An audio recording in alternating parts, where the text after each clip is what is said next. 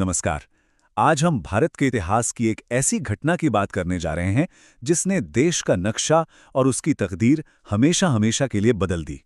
जी हां, हम बात कर रहे हैं 1857 के विद्रोह की।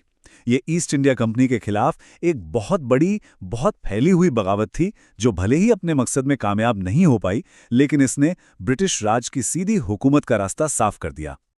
तो चलिए थोड़ा और गहराई में उतरते हैं। देखिए, इस एक घटना को कई अलग अलग नामों से जाना जाता है। ब्रिटिश इतिहासकार इसे अक्सर सिर्फ सिपाही विद्रोह या सिपोई म्यूटिनी कहते हैं। वहीं कई भारतीय इतिहासकार इसे महान विद्रोह कहते हैं। और विनायक दामोदर सावरकर ने तो इसे स्वतंत्रता का पहला युद्ध तक कहा। ये अलग अलग नाम ही हमें बताते हैं कि उस दौर को देखने के कितने अलग अलग नजरिए थे। तो सवाल ये उठता है कि आखिर ये विद्रोह हुआ क्यों? देखिए, ये कोई एक दिन में हुई घटना नहीं थी। असल में ईस्ट इंडिया कंपनी के राज में सालों से धीरे धीरे असंतोष की एक आग सुलग रही थी जो बस एक बड़े टकराव का इंतजार कर रही थी। आइए समझते हैं कि वो कौन कौन सी वजहें थी। सबसे बड़ा राजनीतिक कारण था लॉर्ड डलहौजी की एक खास पॉलिसी, डॉक्ट्रिन ऑफ लैप्स या व्यपगत का सिद्धांत। अब ये थी क्या? इसके तहत अगर किसी राजा का अपना कोई बेटा नहीं होता तो अंग्रेज उस रियासत को सीधे अपने कब्जे में ले लेते थे। इसी नीति का इस्तेमाल करके उन्होंने सतारा, नागपुर और झांसी जैसी कई बड़ी रियासतों को हड़प लिया। जाहिर है, इससे बाकी शासक परिवारों में डर और गुस्सा फैल गया। और कमाल की बात यह है कि ये गुस्सा सिर्फ राजा महाराजाओं तक ही नहीं था, बल्कि समाज के हर तबके में फैला हुआ था। अवध जैसी वफादार रियासत पर कब्जा हुआ तो हजारों लोग बेरोजगार हो गए। जमीन पर इतने भारी टैक्स लगा दिए कि किसान और जमींदार दोनों बर्बाद हो गए। सामाजिक और धार्मिक मामलों में दखलंदाजी और सेना में भारतीय सैनिकों के साथ भेदभाव, इन सब ने मिलकर एक ऐसा माहौल बना दिया था जो बस एक चिंगारी का इंतजार कर रहा था। और वो चिंगारी आखिरकार लग ही गई। सोचिए, दशकों से जमा हुआ गुस्सा बस एक अकेले मुद्दे की वजह से ऐसा भड़का कि उसने पूरे उत्तर भारत को अपनी चपेट में ले लिया। चलिए समझते हैं कि यह चिंगारी कैसे लगी। विद्रोह का जो सबसे तात्कालिक कारण बना वो थी एक अफवाह।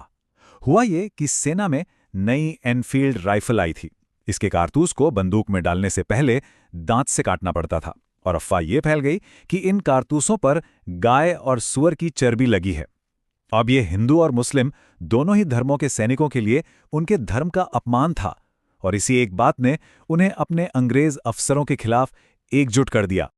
और यहां से चीजें बहुत तेजी से बदलनी शुरू हुईं। मार्च में मंगल पांडे ने इसका विरोध किया तो अप्रैल में उन्हें फांसी दे दी गई। लेकिन उनकी शहादत ने आग में घी का काम किया। 9 मई को मेरठ में 85 सैनिकों ने कारतूस इस्तेमाल करने से मना किया तो उन्हें कैद कर लिया गया और बस अगले ही दिन 10 मई को मेरठ में खुला विद्रोह शुरू हो गया।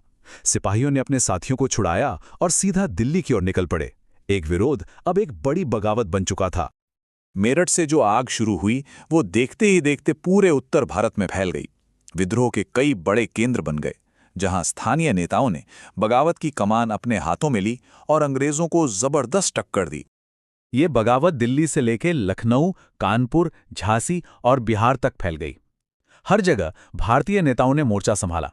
जैसे लखनऊ में बेगम हजरत महल थीं, कानपुर में नाना साहब थे और झांसी में रानी लक्ष्मीबाई।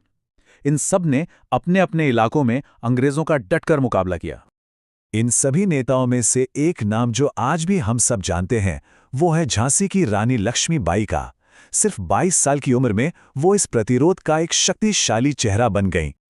जब अंग्रेजों ने उनके गोद लिए बेटे को राजा मानने से इनकार कर दिया तो उन्होंने हथियार उठा लिए। उनकी बहादुरी की कहानियां आज भी हमें प्रेरणा देती हैं। इतनी बहादुरी और इतने बड़े पैमाने पर फैलने के बावजूद ये विद्रोह कामयाब नहीं हो पाया। करीब 1 साल के अंदर ही अंग्रेजों ने इसे बड़ी बेरहमी से कुचल दिया। लेकिन इसकी असफलता ने भारत के लिए एक नए दौर की शुरुआत की जिसके नतीजे बहुत दूर तक जाने वाले थे। तो ये बहुत जरूरी सवाल है कि आखिर ये विद्रोह असफल क्यों हुआ। देखिए, इसके कई बड़े कारण थे। पहला, ये पूरे भारत में नहीं फैला, खासकर दक्षिण भारत इससे अछूता रहा। दूसरा, कोई एक मजबूत नेता नहीं था जो सबको एक साथ लेकर चल सके। तीसरा, विद्रोहियों के पास अंग्रेजों जैसे आधुनिक हथियार, टेलीग्राफ या रेलवे जैसे संसाधन नहीं थे। और चौथा, जो पढ़ा लिखा मध्यवर्ग था उसने इसमें हिस्सा नहीं लिया। लेकिन इस विद्रोह का जो सबसे बड़ा और सबसे सीधा नतीजा निकला, वो था सत्ता का एक ऐतिहासिक बदलाव। सोचिए, 1857 से पहले भारत पर कोई देश नहीं बल्कि एक कंपनी, ईस्ट इंडिया कंपनी राज कर रही थी। लेकिन इस विद्रोह के बाद सब कुछ बदल गया। अब भारत पर सीधे ब्रिटिश साम्राज्य यानी क्राउन का शासन हो गया, और यहीं से जिसे हम ब्रिटिश राज कहते हैं, उसकी औपचारिक शुरुआत हुई। इस बड़े बदलाव के बाद अंग्रेजों ने कई प्रशासनिक सुधार भी किए। कंपनी राज को पूरी तरह खत्म कर दिया गया। गवर्नर जनरल का पद अब वायसरॉय कहलाने लगा। डॉक्ट्रिन ऑफ लैब्स जैसी नीतियों को खत्म कर दिया गया ताकि राजा महाराजाओं को शांत किया जा सके। और सबसे जरूरी, सेना को दोबारा से इस तरह बनाया गया कि भविष्य में ऐसी कोई बगावत न हो सके। तो आखिर में हम ये कह सकते हैं कि हाँ, 1857 का विद्रोह अपने फौरी लक्ष्य में तो नाकाम रहा, लेकिन इसने अनजाने में एक बहुत बड़ा काम किया। इसने भारतीय राष्ट्रवाद के बीज बो दिए। पहली बार लोगों में एक साझा दुश्मन के खिलाफ एक होने की भावना पैदा हुई, एक ऐसी भावना जिसने आगे चलकर आज़ादी के आंदोलन को जन्म दिया। और अंत में ये पूरी कहानी हमें एक बहुत बड़े सवाल के सामने लाके खड़ा कर देती है कि क्या एक असफल विद्रोह वाकई में असफल होता है, या वो किसी राष्ट्र के भविष्य को एक नई दिशा देता है। 1857 की ये दास्तान हमें यही सिखाती है कि कभी-कभी हार में भी जीत की चिंगारी छुपी होती है, एक ऐसी चिंगारी जो आने वाली पीढ़ियों के लिए आज़ादी का रास्ता रोशन कर देती है।